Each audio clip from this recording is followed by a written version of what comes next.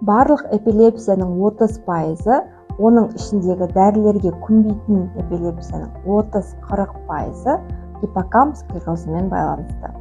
Мидың самай бөлігінде есте сақтауға жауап беретін гиппокамп құрылымы орналасқан.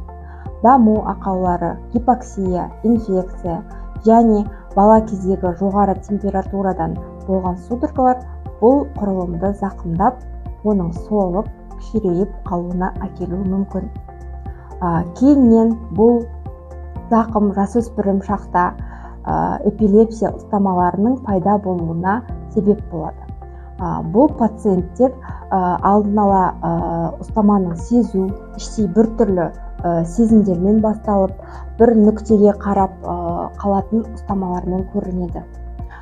Сонымен қатар есте сақтау қабілетінің нашарлауы, көңіл-күй бұзылысы да жиі кездеседі.